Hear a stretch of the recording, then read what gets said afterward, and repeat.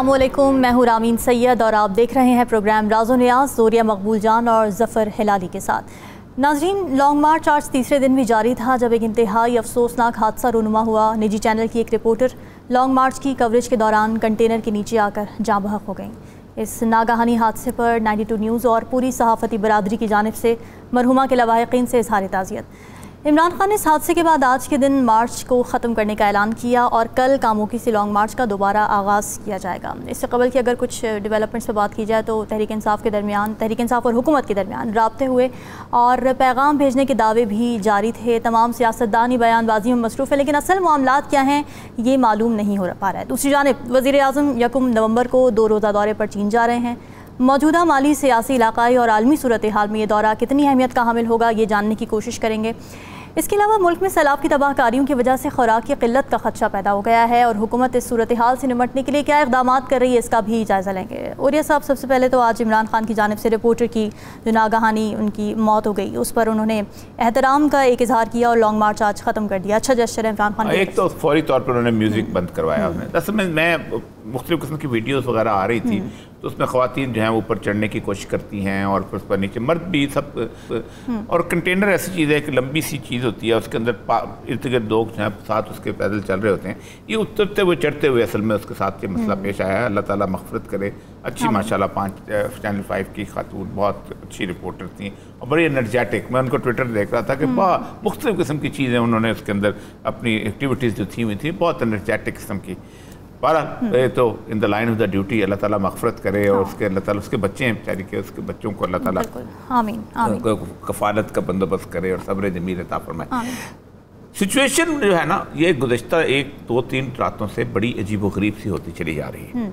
पहली बात तो ये है कि रात के वक्त अचानक जो है मुख्तलिफ़ किस्म की ख़बरें जो हैं आना शुरू हुई कि इमरान खान जो हैं वो अचानक लाहौर चले गए और लाहौर में उन्होंने वहाँ जाके एक मुलाकात जो है उसको जो है उसकी अरेंजमेंट हुई है। और ये सब आसिद उमर ने ही बोला था कि वो किसी खास मीटिंग के लिए गए जिस पे खान साहब ने तरदीद कर दी थी कि नहीं कोई मीटिंग नहीं थी। जी, असल मसला ये है कि इस वक्त इमरान खान जो है ना वो जिसे कहते हैं बहुत फूंक के कदम रख रहे हैं और इसीलिए इमरान खान ने जो अपना ये वक्त जो पूरे का पूरा अरेंज किया हुआ है इसकी शायद खबर भी शायद बहुत कम लोगों को है कि ये क्या होगा, कैसे जाएगा, क्या उसके दिमाग में है, क्या प्लानिंग है।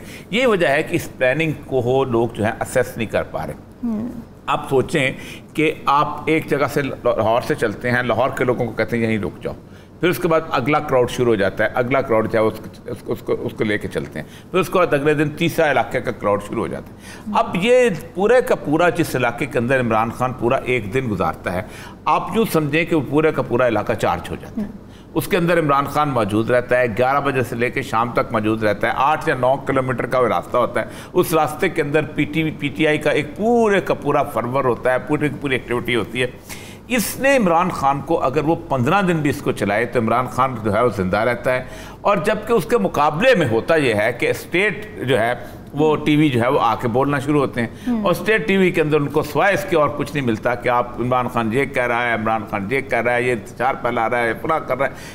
तो उससे होता यह है कि उनका एक पैनिक जो है वो लोगों को नजर आ रहा है। तो इमरान खान की ये स्ट्रेटजी तो बहरहाल बहुत कामयाब है इस वक्त कि पूरी की पूरी हुकूमत जो है पैनिक हुई हुई है। कल इसी पैनिक का सूरत हाल जो हुई है कि सुप्रीम कोर्ट के अंदर बाकायदा उन्होंने जो कंटेम्प्ट पिटीशन थी कि उन्होंने डी चौक में गए थे कि नहीं गए थे, उसके ऊपर उन्होंने बाकायदा जिस पे पाकिस्तान बार कौंसिल ने बड़ा एजिटेट किया है कि 2 वकील थे जो असिस्ट कर रहे होते हैं, वकील कहते हैं ऑफिसर ऑफ द कोर्ट होता है, बाबर अवान और फैसल फरीद जो थे, इन लोगों को इन दोनों को उन्होंने कंटेम्प्ट के नोटिस जारी कर दिए। अच्छा, ठीक है, हमने आपका जो रिस्पॉन्स सेटिस्फैक्ट्री नहीं आया या जो कुछ भी है, बहरहाल एनी हो, एक उस महाज पे अदलिया के महाज के भी एक सूरत हाल बिल्टअप हुई हुई है कि आप जो है अपना यहाँ पर जो है कैसे हम इमरान खान को रोक सकते हैं। हाँ। पूरी की पूरी एडमिनिस्ट्रेटिव मशीनरी, मैंने आपसे कहा कि पंजाब उनके हाथ में नहीं है, अपना KPK उनके हाथ में नहीं है। सिंध की जो पुलिस आई है, मेरी जो रिपोर्ट्स वहाँ पर जो हैं कि वो बेचारे जो है बिल्कुल जिससे कहते हैं पंजाबी में कहते हैं गवाची गां जिसको कहते हैं ना। अच्छा। कि जिसको अपना होश ही नहीं, मैंने कहाँ जाना है, ये इस्लामाबाद में कहाँ से आ गए, खाना कहाँ से खाना है, घर से दूर है, बच्चों को फ़ोन करना है। ये लॉ एंड ऑर्डर के लिए तो किस तौर पर इफेक्टिव नहीं है होते। ठीक, आप ज़्यादा यही कर सकते हैं ना, उनको किसी छतों के ऊपर खड़ा कर दें और आप देखें कि उधर से पत्थर ना पड़े आपको, और तो कुछ नहीं हो सकता इसके अलावा। बाकी तो आपने इस्लामाबाद पुलिस कभी भी एंटी राइटिंग पुलिस कभी रही नहीं।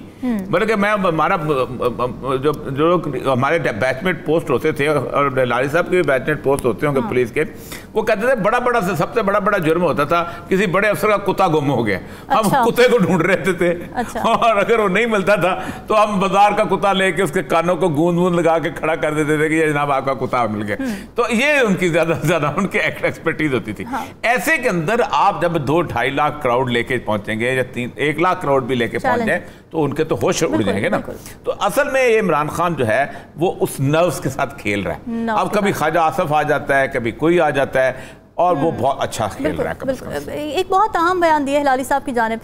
हिलाली साहब, इमरान खान ये कह रहे हैं कि शहबाज शरीफ के हाथ में है ही क्या जो आपसे बात करूं, क्योंकि बातचीत की कुछ बाज़गश थी। तो आप समझते हैं क्या वाकई शहबाज शरीफ के हाथ में कुछ भी नहीं है? नहीं, खैर ये तो थोड़ी सी ज्यादती है कहना कुछ भी नहीं है। इतना नहीं है जितना वो समझता है और जितना पीडीएम कहती है, मगर कुछ तो है। मगर मेरे ख्याल में मैं जल्दी से ये एक पॉइंट दे दूं कि हमें पता चला है, न्यूज़ ये है कि इनका सेकंड टियर ऑफ लीडरशिप जो है वो एक से बात कर रहे हैं, और मगर वो डेडलॉक इस पे आ जाता है कि गवर्नमेंट के जो सेकंड टियर हैं वो कहते हैं कि भाई मार्च ख़त्म करो और हम हर चीज़ पे बैठ के आपके साथ डिस्कस करना चाहते हैं। और इमरान खान का जो सेकंड टियर है वो कहता है कि आप हमें डेट बता दें इलेक्शन का और हम बैठ के हर चीज़ तय कर लेंगे। आपस में कंसेंसस नहीं है लाली साहब? तो ये कोई कंसेंसस नहीं है। दूसरी चीज़ जो मैं कहना ये चाहता हूँ, जो शायद थोड़ा सा डिस्कशन इस पे इज़ वारंटेड, और वो ये है कि ये जब हमारे प्राइम मिनिस्टर साहब ने कहा कि मैंने इजाज़त दी थी मिलिट्री को कि वो खुद प्रेस कॉन्फ्रेंस करने, ये उनको पता नहीं क्या ज़रूरत था। ये मामला को जितना जल्दी भूल जाएं उतना बेहतर है। सही क्या? इसलिए कि आप लोग कहते हैं कि भाई ये क्यों फिर आपने परमिशन दिया, और वो पता चलता है कि आप इफेक्टिव नहीं थे। अगर आप इफेक्टिवली उनको डिफेंड कर सकते थे तो वो क्यों आते बाहर, मगर इसलिए कि आप नहीं आ सके वो बाहर आए। अब जब वो बाहर आए तो जैसे वो कहते हैं फॉर द फर्स्ट टाइम 75 साल में, तो all hell broke loose. Hindustan press कहने लगा देखिए हम जो आपको बता रहे थे इनके बारे में वो सब चीज़ सही है। इंटरनेशनल जर्नलिस्ट कह रहे थे कि हाँ वाकई इधर तो खूब पॉलिटिकल इंजीनियरिंग हो सकता है। तो दिस वाज अनफॉर्चुनेट। DGISPR ठीक है, वो काम कर रहे थे, ही वाज डूइंग ओके। पता नहीं उनको रीइंफोर्समेंट की क्यों फीलिंग ये आई कि ज़रूरत है, और अगर भी था तो ये फैक्टर कि ये काउंटर प्रोडक्टिव हो सकता है, शायद वो उन्होंने इसको फैक्टर इन नहीं किया। दूसरी बात जल्दी से मैं कह दूं, और ये साहब आप मुझे ये बताएं कि ये जो इमरान खान ने एक प्रपोजल दिया था कि 3-3 आप 3 नाम दें हम 3 नाम दें, चलिए ये पता नहीं सही है, it might just be a rumour, but let us accept this कि ये वाकई एक सजेशन था। तो मैं समझता हूँ कि ये एक अजीब सा मुल्क है जिधर एक मिलिट्री चीफ का प्रमोशन हो रहा है ऑन द बेसिस ऑफ क्या ये एक अच्छा डिप्लोमेट है कि सबके साथ इसको बन के रहेगा कि, और मगर एक मिलिट्री लीडर को उसके मिलिट्री स्किल्स होना चाहिए भाई। हमें नेपोलियन नहीं चाहिए, हमें एक रोमेल चाहिए। A man whose military skills are unequalled. उसका काम ही नहीं है पॉलिटिक्स में आके ये करना। तो मेरे ख्याल में अच्छी बात है कि ये एक मैटर अब ख़त्म किया जाए। हाँ। और जैसे कॉन्स्टिट्यूशन कहता है प्रमोशन होना चाहिए, ये कहना कि वो चोर हैं कमाल है। 75% of the cabinet court cases में इन्वॉल्व्ड हैं।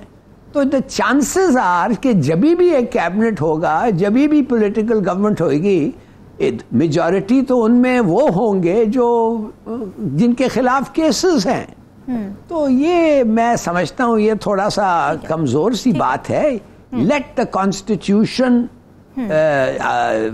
वर्क इट्स वे, और हमें एक आर्मी का लीडर चाहिए जो आर्मी से सबसे बेहतरीन है।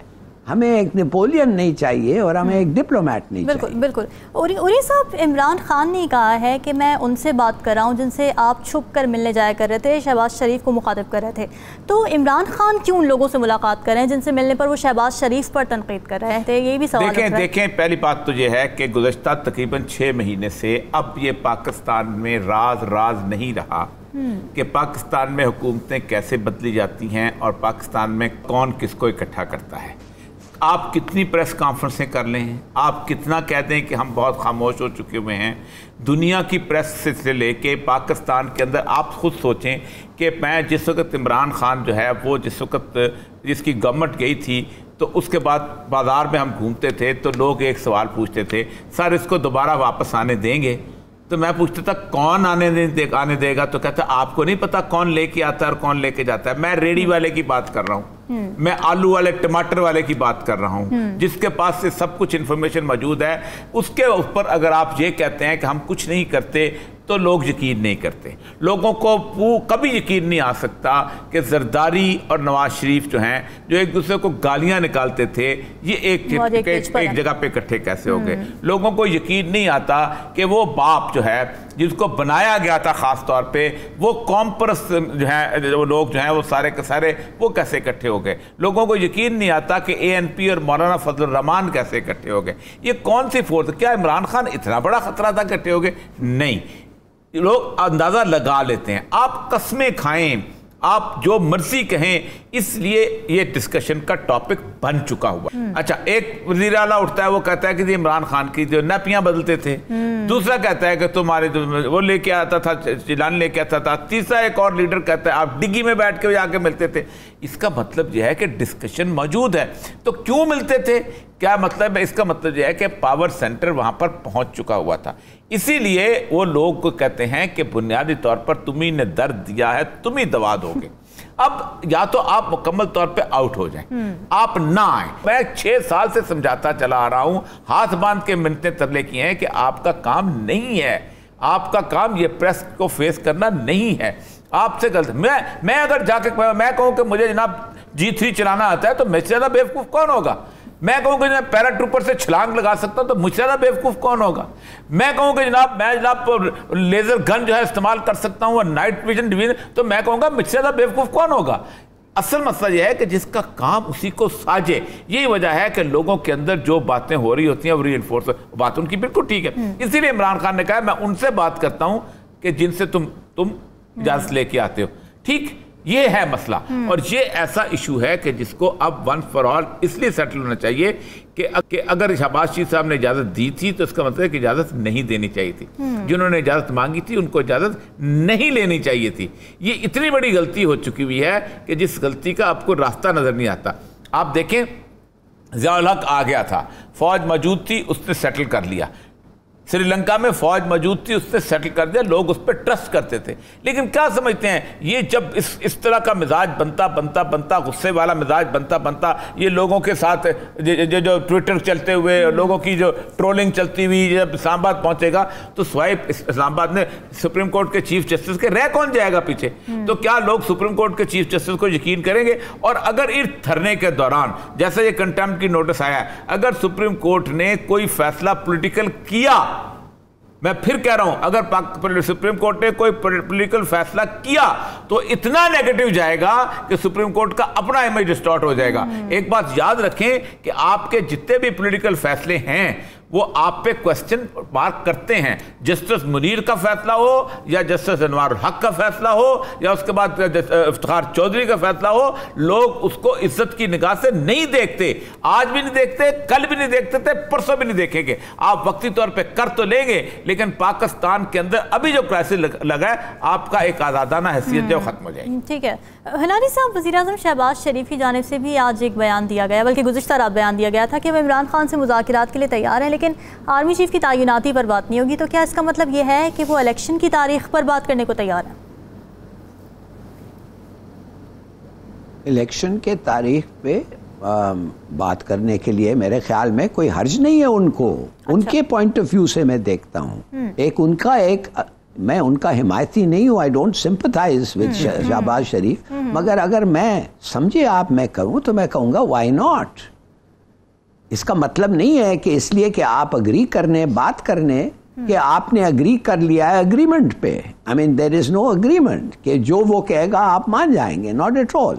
तो क्या हर्ज होता है? और अगर थोड़ा सा टेम्परेचर रिड्यूस करता है, मगर इमरान खान करेगा ही नहीं। इमरान खान अब कह दिया है डेट दो, डेट के बगैर मैं तुम्हारे नजदीक नहीं आऊंगा। तो डेट अगर वो ना दें तो फिर बातचीट नहीं होगी। हाँ, तो औरिया साहब आप क्या समझते हैं? हुकूमत में तो खुद ही कंफ्यूजन पाई जा रही है। पहले वो कह रहे हैं कि पीटीआई से बात करना चाहते हैं, फिर खुद ही यू टर्न एक ले लिया जाता है। वाज़ेह नहीं हो रहा कुछ भी कि वो करना चाह रही है मुज़ाकिरात के नहीं। क्या समझते हैं मुज़ाकिरात के हवाले से हुकूमत की एक पेश पर नहीं है? मैं आपको बात बताऊं, अगर इमरान खान वहां जाके बैठ जाता है इस्लामाबाद के अंदर, इस्लामाबाद सीज हो जाता है, ज़ाहिर बात है सीज हो जाएगा, ठीक है। अगर वो आने देंगे तो खबरें तो थी कि इस्लामाबाद में शायद आने नहीं दिया जाएगा। जी नहीं, इस्लामाबाद का बैठते तब क्या करेंगे? आप तो सीज हो गया ना, ठीक। इस्लामाबाद सीज हो जाता है, आपकी गवर्नमेंट की एक्टिविटी जो है वो जो है वो फंक्शनल नहीं रहती, आप क्या करेंगे? कहीं ना कहीं तो लोग बैठेंगे ना। सिर्फ पॉलिटिकल लीडरशिप तो नहीं जिसका ये पाकिस्तान है, सिर्फ लड़ाई तो नहीं होनी, कहीं ना कहीं किसी ना किसी जगह को बैठना तो पड़ेगा। तो अगर उस वक्त बैठ के आपने ये तय करना है कि इलेक्शन करवा दिए जाए या कुछ कर दिया जाए, या उस वक्त आपने एक्शन लेना, मैं एक बात बताऊं आप कि किसी किस्म का एक्शन जो है वो खतरनाक हो सकता है, क्योंकि आप डिस्पर्स कर सकते हैं क्राउड को। जाहिर बात है, गोली चलाएंगे डिस्पर्स हो जाएगा, आंसू गैस फेंकेंगे डिस्पर्स हो जाएगा, ठीक है, बख्तरबंद गाड़ी चलाएंगे डिस्पर्स हो जाएगा, ठीक, कैनन वाटर कैनन चलाएंगे डिस्पर्स हो जाएगा। डिस्पर्स होके हो सकता है कुछ लोग वापस रिटेलिएट करके वहीं जमा हो जाएं, कुछ अपने अपने इलाकों में चले जाएं। वो अपने अपने इलाकों में जो जाएंगे ना, वो अपने इलाके जो है उस पूरे डिस्पर्समेंट का जख्म लेके पहुंचेंगे। आप एक नया जो है जिसे कहते हैं मुद्दा खोलना, एक नया आतिशबाजी जो पूरे मुल्क में फैला देंगे। और पूरा मुल्क जो आपके पास नहीं है, पूरा मुल्क जो है उसके अंदर केपीके की अपनी गवर्नमेंट है, पंजाब की अपनी गवर्नमेंट है, बाकी जगह की अपनी गवर्नमेंट है, बलूचिस्तान की अपनी गवर्नमेंट है। फिर उसके बाद अगर आप गवर्नर राज लगाएंगे, कितना लगाएंगे, कैसे लगाएंगे, फोर्स बार समझाया है कि एक पूरी की पूरी जब टेम्पो ऑफ द मूवमेंट। अब कमाल की बात यह है कि पाकिस्तान का जो अजीबोगरीब पैसा है, आपने उसके अंगूठा रखा हुआ है और उनके गर्दन पे, वो अजीबोगरीब 500 लोग हैं, 700 लोग हैं, 200 लोग हैं, इतने हैं, खाली पड़ा हुआ है, ये पड़ा हुआ है, गालियां दे रहा है ये। ओ भाई, तुम क्रक्स ऑफ द सिचुएशन पे बात करो। तुम देखो कि आइंदा जो वक्त बढ़ता जा रहा है, मोहलत कम होती जा रही है सबके लिए।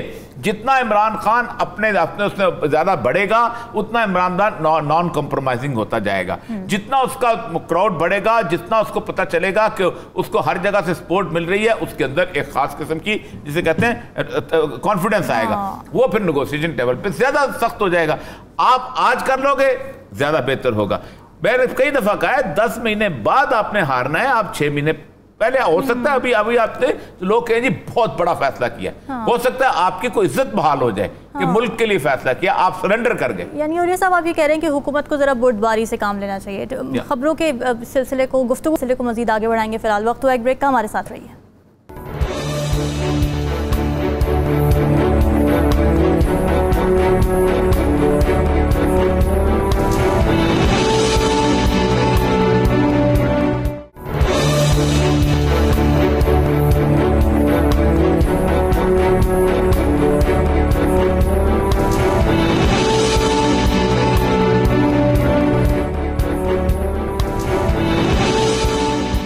वेलकम बैक नाजरीन। वज़ीर आज़म 1 नवंबर को 2 रोज़ा दौरे पर चीन जा रहे हैं और वहाँ उनकी चीनी लीडरशिप से बातचीत होगी और सीपैक के हवाले से कुछ मंसूबे आगे बढ़ाने की राह हमवार होने के भी इम्कान हैं। और ये सब इस वक्त जो इंटरनल सिचुएशन चल रही है पाकिस्तान की, उस तनाजुर में पाकिस्तान की जानिब से ये दौरा कितना अहम है? देखिए, दौरा पाकिस्तान की इंटरनल सिचुएशन के हिसाब से भी अहम है और पाकिस्तान की इस वक्त रीसेंट जो इकनॉमिक सिचुएशन है उसके हिसाब से भी अहम है।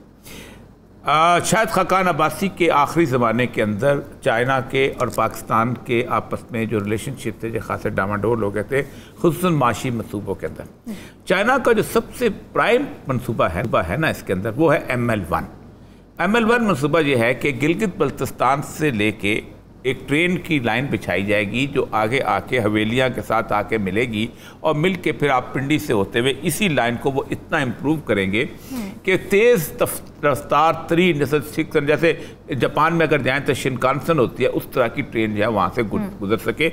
और वो बहुत बड़ा कुछ $10 बिलियन का प्रोजेक्ट है जो उसके ऊपर, ये उनका प्राइम प्रोजेक्ट था।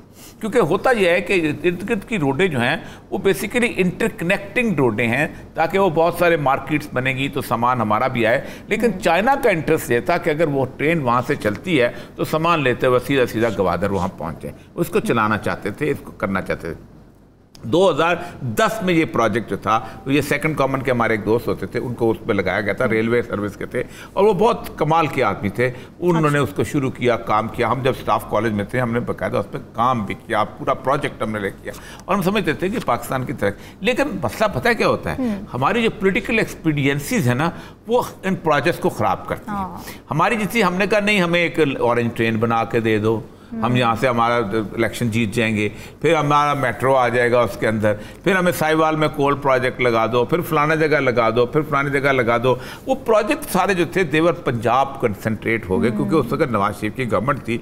और वो इलाके जहाँ पर असल में होना चाहिए था, वो इलाके जैसे बलूचिस्तान का इलाका है जहाँ से असल गुजरना था, जहाँ से सारा वहाँ कुछ नहीं। अब मुझे अच्छी तरह याद है कि बलूचिस्तान में एक दफ़ा धमाका हुआ था, जिसमें वकील मरे थे, को 100 के करीब वकला जो थे वो शहीद हो गए थे। बहुत बड़ा धमाका था। तो लोग कहते थे कि ये बुनियादी तौर पे खबरें लगी थी कि सीपैक का वजह से हुआ है कि उन्होंने ये धमाका करवाया है चाइनीज़ की वजह से, चाइना यहाँ ना आ सके। तो मैं जो दोस्त थे, मैं वहाँ पर फातह पढ़ने गया तो सारी बलूचिस्तान की लीडरशिप बैठी हुई थी। तो वो कहते थे अगर तो ये मेट्रो बनने ना कोयटा में, तो हम ये लाशें उठाने को भी तैयार हैं। अच्छा, अगर ये मेट्रो चले, अगर ये जो कॉरेंज ट्रेन है ये बने खरान में, तो हम लाशें उठाने को भी तैयार हैं। डेवलपमेंट सारी आप वहाँ लेके जाते हो यहाँ, इसलिए वो बड़ा इसलिए एक दफ़ा चाइनीज़ एम्बेसडर का बयान भी आया था कि हम प्रोविंस में खुद एलोकेट कर देंगे, लेकिन क्राइसिस।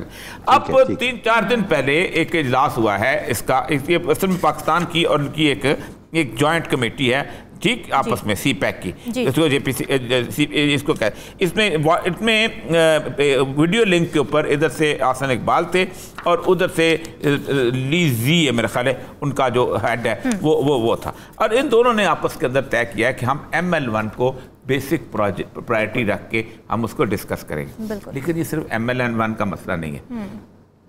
शहबाज शरीफ का पहले सऊदी अरब जाना, और हिलारी साहब इस पर ज़्यादा बेहतर तरीके से तबसरा करेंगे क्योंकि बुनियादी तौर पे फॉरेन ऑफिस के एक्सपर्ट हैं और वो डिप्लोमेसी को जानते हैं। मोहम्मद बिन सुलेमान का अमेरिका को आंखें दिखाना, और अभी जो उसकी जो फीमेल एम्बेसडर वहाँ लगी है सऊदी अरब की, उसने जिस तरह अपने आप की इकनॉमिक सूरत को एक्सप्लेन किया है कि हम अपनी इकनॉमिक, तो वहाँ पर जाके एक ख़ास लाइन लेना और चाइना से मिलना, क्या पाकिस्तान, सऊदी अरेबिया और चीन ये एक नई लाइन तो नहीं ले रहे? मेरा ख्याल है ये सवाल जो है हिलारी साहब को मैं बराह रास्त पूछ लेता हूं। बिल्कुल, हिलारी साहब आप एड्रेस करना चाहें? जी।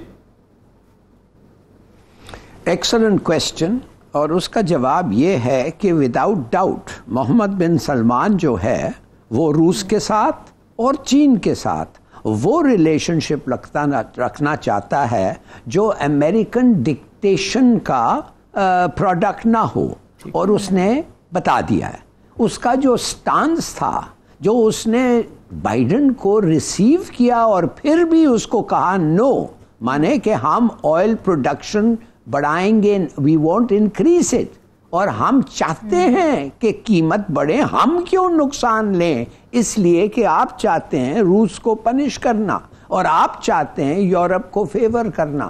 तो देखिए ये एक बड़ा अच्छा सवाल है, और उसका जवाब ये है कि दोनों वजहों से मोहम्मद बिन सलमान ने बता दिया है कि ट्रूली इंडिपेंडेंट उसका पॉलिसी है, और रूस और चीन ही विल नॉट, कि ये अमेरिका का गुलाम बढ़ के वो इनहेरिट नहीं करेगा वो पॉलिसी जो अमेरिका का है। तो ये तो मेरे ख्याल में ये बड़ा क्लियरली उसने बता दिया है। ये हद तक नहीं जाएगा, उस हद तक नहीं जाएगा जिधर अमेरिका को बहुत खफा करे, मगर आज हमें पता है कि अमेरिका खफा है, और बाइडेन ने एक्चुअली पब्लिकली कहा है देयर विल बी कॉन्सिक्वेंसेस उनको, माने कि वो बाइडेन ने कहा है हम कुछ स्टेप्स लेंगे जो उनका नुकसान होगा, इसलिए कि उन्होंने हमें डिफाई किया है। देखिए मैं पूछना ये चाहता हूँ कि ये शहबाज साहब जो उधर जा रहे हैं, एक चीज़ मैं आपको चीन के बारे में बता दूं, वो बार बार एग्रीमेंट रीनिगोशिएट नहीं करना चाहते। तो पहली चीज़ ये है, उनका अपना असेसमेंट होगा कि ये शहबाज शरीफ कब तक पावर में रहेगा। और अगर ये कुछ महीने ठहर जाएं, 6 महीने के इफ ही रिमेन्स, तो फिर चलो ठीक है, निगोशिएट कर लें। मगर अगर ये 2 हफ्ते में जा रहा है, 3 हफ्ते में जा रहा है, इंटरम गवर्नमेंट आ रही है, उसके बाद इलेक्शंस हो रहे हैं, कोई और आ रहा है, तो वो कहेगा भाई इस वक्त क्यों निगोशिएट करें। और हमारे लिए ये नुकसानदेह होगा, इसलिए कि हम चाहते हैं कि ये प्रोजेक्ट जितना जल्दी इम्प्लीमेंट हो उतना बेहतर, नंबर 1। दूसरी बात ये है कि समझो अगर उन्होंने कोई गारंटी मांगा हमारे से कि ये सब जो हम निगोशिएट कर रहे हैं और साइन कर रहे हैं इस पे अमल होगा, तो फिर मेरे ख्याल में पाकिस्तान को रेडली एक गारंटी ऑफर करना चाहिए। अब वो क्या गारंटी हो सकता है मुझे नहीं पता, मगर एक कॉन्स्टिट्यूशनल गारंटी अगर हो सके तो वो भी बड़ा अच्छा होगा, उनको इत्मीनान होगा। इसलिए इट्स वेरी क्लियर कि ये प्रोजेक्ट हमारे लिए ज़रूरी प्रोजेक्ट है, और ये प्रोजेक्ट जो है पाकिस्तान चीन की रिलेशनशिप को और भी फर्म करता है। It is necessary politically, economically and for the benefit of the relationship. तो मैं समझता हूँ कि आई होप ये सक्सेसफुल हो उनका विजिट। हिलाली साहब की जो बात कर रहे हैं, इससे हम ये नतीजा अखज़ कर सकते हैं कि पॉलिटिकल इंस्टेबिलिटी किस तरह से खारिजा उमूर को बहुत ज़्यादा मुतासिर कर सकती है। नहीं, पहली बात तो ये है, देखो बात उनकी बिल्कुल ठीक है कि देखें आज आप निगोशिएट करके आते हो, प्रोजेक्ट कितनी आसानी से तो नहीं चलेगा। उसमें 2 चीज़ भी उन्होंने कहा, बीफिंग अप द सिक्योरिटी। आप अपनी सिक्योरिटी जो है हमारी, उसको भी आप ठीक करें। आपने हमें बिल्कुल, अगरचे के हमारे लोग मरते हैं, हम उसकी परवाह नहीं करते, हम उससे एजिटेट नहीं करते जैसे अमेरिका करता है, लेकिन उसके बावजूद भी हमारी सिक्योरिटी चाहिए। लेकिन बात उनकी बिल्कुल ठीक है, ये 4-5 महीने की मेहमान गवर्नमेंट है, नई गवर्नमेंट के साथ वो चाहेंगे निगोशिएट करना, ताकि नई गवर्नमेंट आए तो उसको आगे जाके हम उसके साथ एक वर्किंग रिलेशनशिप जो है ख़ास तौर पर बना लें। आपको पता है कि हर बंदा जो नया आता है वो 2 जगहों पे ज़रूर विजिट करता है, एक चीन ज़रूर जाता है और एक सऊदी अरब ज़रूर जाता है, क्योंकि दोनों ही जगह ऐसी हैं कि जहाँ से हमारी कहीं ना कहीं से इकोनॉमिक जो है ना लाइफलाइन वाबस्ता है। हमें पेट्रोल लेना होता है, उसके ऊपर क्रेडिट के ऊपर, और चाइना के साथ हमें और बहुत सारी चीज़ें हैं वाबस्ता है। हमने मिलिट्री एड भी हमारी वाबस्ता है, एयरफोर्स तो हमारी सारी की सारी अब तो उन्हीं के ऊपर JF थंडर की वजह से उनके ऊपर डिपेंडेंट हो गई है, क्योंकि हमने R&D भी वहाँ से ले रहे हैं। असल मसला मेरे तौर पे ये है कि जो मैं सवाल अभी भी मेरा ख्याल तशनाई है कि क्या एक ऐसा तो नहीं है कि जब इस तरह की सूरत हाल है कि जिसके अंदर एक 3rd वर्ल्ड वॉर के अंदर दुनिया एंटर होने जा रही है, और दुनिया में यूरोप का हर मुल्क जो है वो अवॉइड कर रहा है कि कहीं जंग ना छिड़ जाए। इंग्लैंड जैसा मुल्क अवॉइड कर रहा है। आपको कई दफ़ा बताया कि वो जिस तरीके असला भेज रहा है उसको सबको पता है, अब तो खबरें भी आ गई कि कैसे भेजता है वाया साइप्रस करके, लेकिन उसके बावजूद भी वो चाहते हैं रूस से हमारी जंग ना हो जाए। अफ्रीकन कंट्रीज हैं वो कहते हैं अल्लाह का वास्ता हम इस जंग में ना आ जाएं, तो वो अमेरिका चाहता है कि ये जंग छिड़े, क्योंकि उस जंग छिड़ने के अंदर उसका अपना बहुत बड़ा मफाद वाबस्ता है। यानी बाइडन ने यहाँ तक कह दिया कि नॉट 2 जो है वो जो $20 अरब की जो लाइन बिछी हुई है जर्मनी उसके दरमियान, हम उसको उड़ा देंगे। यू विल सी इट, उसने कहा यू विल सी इट कि वो गैस नहीं आती, वो बंद करे या ना करे। तो हम कहीं इस चक्कर के अंदर हम साइड मुकम्मल तौर पे चेंज होकर खड़े थे होंगे, लेकिन वो बात लारी साहब की ठीक है कि सऊदी अरब तो नहीं इधर जाएगा, क्योंकि ज़ाहिर बात है सऊदी अरब की सिक्योरिटी जो है वो तो 100% डिपेंड करती है अमेरिका के ऊपर। वो कितना भी करे, लड़ाई करे, लेकिन हम कहीं हम क्या करेंगे, ना तीतर ना बटेर वाली सूरत हाल है। क्या हम मुकम्मल स्टेप ले जाएंगे, ये तो शहबाज शरीफ के जाने के बाद ही पता चलेगा। बिल्कुल। हिलाली साहब, आप भी इस बात से एग्री करेंगे कि साइड लाइन लेने के चक्कर में पाकिस्तान का कई दफ़ा नुकसान हुआ है?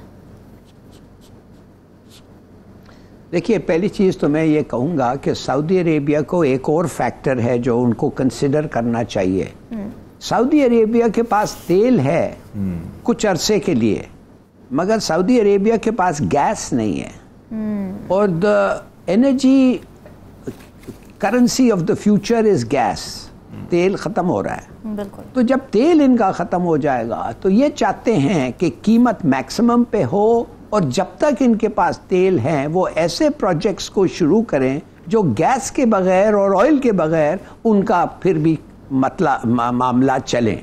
तो एक ज़रूरी बात ये हमें समझना चाहिए, इसलिए जैसे मैंने कहा आपको, सिर्फ 4 मुल्कों के पास 80% गैस है दुनिया का, और वो 4 मुल्क हैं रूस, ईरान, कतर और तुर्कमेनिस्तान। और किसी के पास बाकी पूरी दुनिया में 20% गैस है। तो जब ये गैस का अब आ रहा है, तेल का क्या कहते हैं, the rule of oil is finishing and gas is coming up. अगर मैं एक और चीज पूछना चाहता हूं, हम इसलिए भी जा रहे हैं चीन के हम उनसे कुल हमने 30 बिलियन दिया है और $20 बिलियन का हमें इंटरेस्ट देना पड़ता है। हम ये भी चाहते हैं कि वो रोल ओवर करें।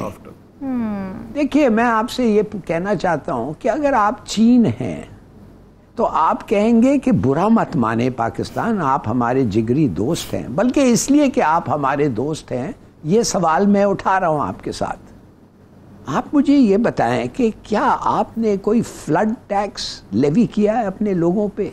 क्या आपने कोई इनकम टैक्स लेवी किया है नॉन फाइलर्स पे?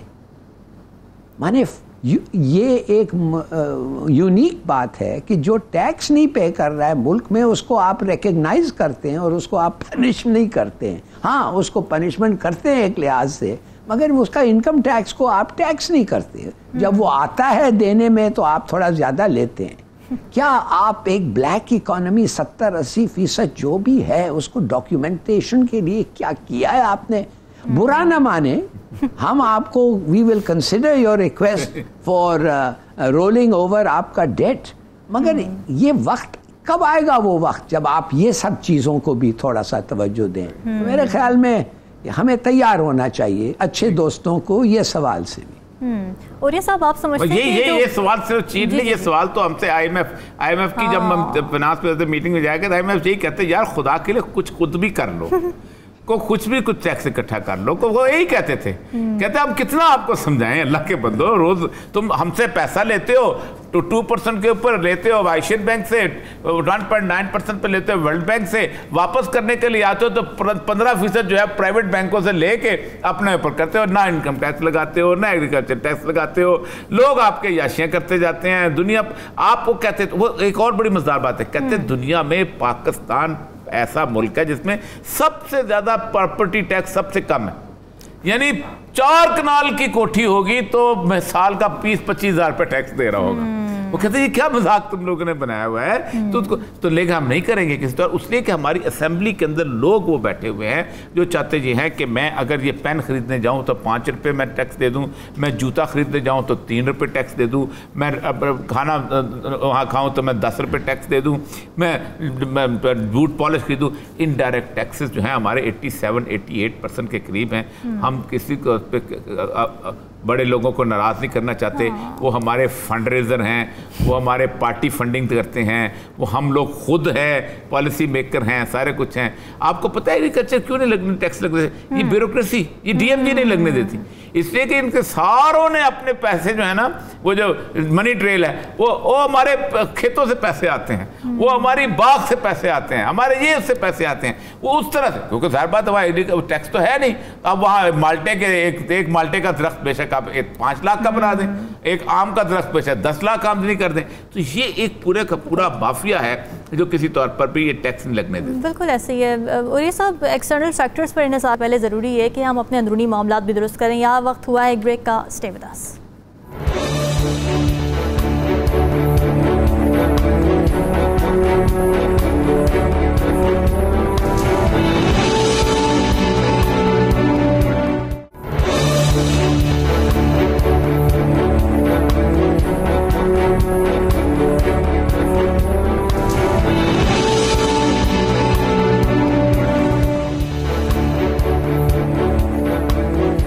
Welcome back. नाज़रीन, इक़्तिसादी राब्ता कमेटी ने लाखों टन गंदम और यूरिया खाद दरामद करने की इजाज़त दे दी है। दूसरी जानिब मौसमी हालात, कीमतों के हवाले से गैर यकीनी सूरत हाल और सैलाब की तबाहकारियों की वजह से गंदम की काश्त सुस्त रवी का शिकार है और ख़दशा ये जाहिर किया जा रहा है कि खुराकी किल्लत पैदा हो सकती है। और ये साहब, आप क्या समझते हैं, अगर गंदम का बहरान पैदा हो गया और कीमतें बढ़ गई तो मौजूदा हुकूमत के लिए कितना डैमेजिंग हो सकता है? देखिए, पहली बात तो ये है कि इस वक्त जो सूरत हाल मैं सारा देख रहा हूँ कि पाकिस्तान के पास सबसे बड़ी बात यह है कि हमारे पास ज़र मुबादला की कमी है, हमारे पास पैसे ही नहीं है, हम क्या करें। तो अभी जो ECC की मीटिंग हुई है, उन्होंने इसके अंदर उन्होंने प्राइवेट टेंडरशिप है उसको अलाउ किया है कि थ्रू ओपन टेंडर्स के आप $300 मिलियन जो हैं उसके आप यूरिया खाद और उसके साथ साथ तकरीबन 380 तकरीबन 380,000 टन जो है ये गंदम जो है इसको इम्पोर्ट करें। ये क्यों हो गया है? हालांकि आपके पास पास्को के स्टोर्स के अंदर गंदम मौजूद है जिसको रिलीज़ करने के लिए कहा गया है।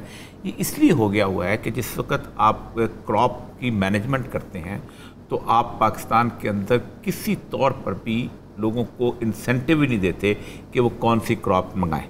आपने गुज़श्ता काफ़ी अर्से से कैश क्रॉप्स की तरफ उसका रुझान दिया है और कैश क्रॉप में हमारे यहाँ गन्ना जो है सबसे ज़्यादा आ गया और गन्ने को फिर जिस तरह उसको एक्सप्लॉइट करता है हमारा शुगर मिल माफिया जो है जिसमें 99% जो है हमारे जो पॉलिटिशियंस की मिलें हैं और वो उस तरह उसके ज़िम्मेदार को कम और ख़ुद ज़्यादा फ़ायदा उठाना और उसके साथ इस दफ़ा उनको अंदाज़ा था क्योंकि इन्होंने शुरू दिन से उन्होंने रखा हुआ था कि हम 40% गंदम अपनी यूक्रेन से मंगाएंगे, लेकिन किसी को ये तो नहीं पता था कि यूक्रेन में लड़ाई शुरू हो जाएगी।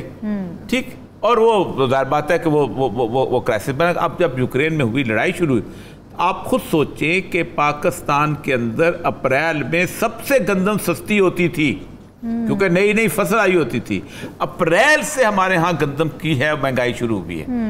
कभी पाकिस्तान की तारीख के अंदर आप खुद सोचें कि ये वो खित्ता है बरसगीर पाक हिंद में, ये पंजाब, ये वाला हिस्सा, ईस्ट पंजाब नहीं, अमृतसर नहीं, जलंधर नहीं, लुधियाना नहीं, ये वाला हिस्सा जो था ये फूड बास्केट होता था पूरे बरसगीर का। यहीं से गंदम जाया करती थी, यहीं से दालें जाया करती थी, यहीं से बाकी चीज़ें जाया करती थी। और यही आज आप जो है जो दाने दाने को ट्रस्ट है। क्यों? मसला यह है कि पाकिस्तान बन गया ट्रेडर्स पैराडाइज। अच्छा, तुम गंदम उगाओ, आड़ती खरीदे, कुछ गंदम गवर्नमेंट ने खरीदी एक पे और उठा कर जहाँ महंगी बिक सकती है, बेशक अफ्रीका में बिकती है वो बेच ले, बेशक ऑस्ट्रेलिया में बिकती है बेच ले। जब हमारे गोदाम में कम हो जाए ऑस्ट्रेलिया से महंगी खरीद के वापस हमें यहाँ पे ले आए। दोनों तरफ पहले एक्सपोर्ट करते हुए पैसे बनाओ, फिर इंपोर्ट करते हुए पैसे बनाओ। तो ये अब इस वक्त क्राइसिस है। मैं तो इस वक्त ये रिपोर्ट पढ़ रहा था, आप हैरान होंगे कि आपकी जो इंक्रीज़ है प्राइसिस के अंदर, यानी मसूर की दाल में 92% इजाफा हुआ है, प्याज में 89% इजाफा हुआ है, ऑडिबल ऑयल में इजाफा हुआ है, बाकी दूसरी चीज़ों में इजाफा।